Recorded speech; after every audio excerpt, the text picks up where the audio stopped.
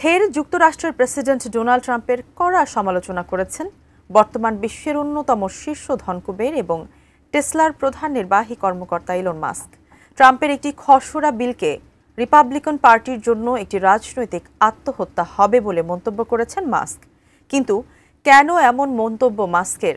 কি আছে ট্রাম্পের সেই খসড়া বিলে? বিস্তারিত থাকছে লিমা সায়ন্তীর ডেস্ক রিপোর্টে।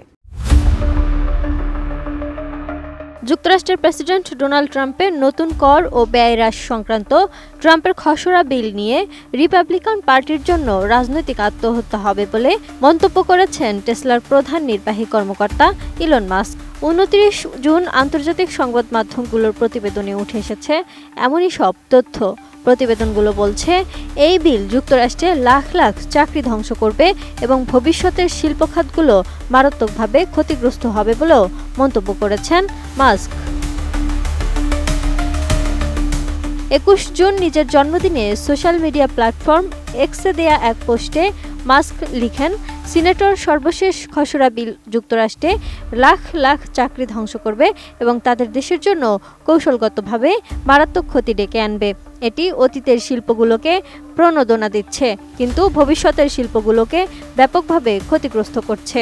তিনি আরও বলেন, এই বিল রিপাবলিকান পার্টির জন্য রাজনৈতিক আত্মহত্যা হবে। এসএমসি ওটসালাই এলো আরো উন্নত নতুন প্যাকে, জীবন বাঁচায়, জীবনকে এগিয়ে নিয়ে যায়। প্রতিবেদনগুলো বলছে, মন্তব্যের মাধ্যমে মাস্ক কিছুদিন আগেই সরকার পরিচালনার দক্ষতা বৃদ্ধির একটি দপ্তরের প্রধান হিসেবে কাজ শেষ করে ট্রাম্পের প্রশাসন ছেড়েছেন। তবে এরপরও তিনি স্পষ্ট করে দিয়েছেন, ট্রাম্পের এই বিল নিয়ে তিনি একমত নন। প্রায় 1000 পৃষ্ঠার এই খসড়া বিল নিয়ে সিনেটররা এখনও আলোচনা চালিয়ে যাচ্ছেন বলেও জানান তিনি।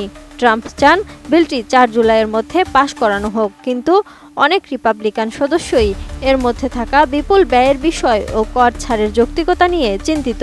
প্রেসিডেন্ট ট্রাম্প এই বিলটিকে বড় সুন্দর বললেও মাস্ক আগে থেকেই ঘুষখোরদের বিল এবং জঘন্য অপমানজনক উদ্যোগ বলে আখ্যা দেন।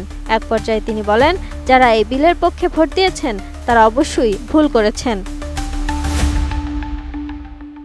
একসময় ট্রাম্পের ঘনিষ্ঠ মিত্র ছিলেন মাস্ক, কিন্তু এই বিল পাশের প্রক্রিয়ায় মাস্কের বিরোধিতা যখন তীব্র হয় এবং তিনি এমন ইঙ্গিত দেন যে তিনি ট্রাম্পের বিরুদ্ধে বিতর্কিত যৌন কেলেঙ্কারির প্রমাণও ফাঁস করতে পারেন, যদিও এই ব্যাপারে কোনো নির্দিষ্ট প্রমাণ দেননি মাস্ক।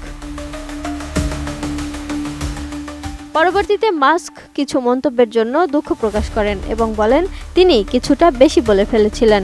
ট্রাম্পও তখন নিউ ইয়র্ক পোস্টে এক সাক্ষাৎকারে বিষয়টিকে ক্ষণিক উত্তেজনা হিসেবে উল্লেখ করেন এবং বলেন তিনি মাস্ককে কোনো দোষ দেন না।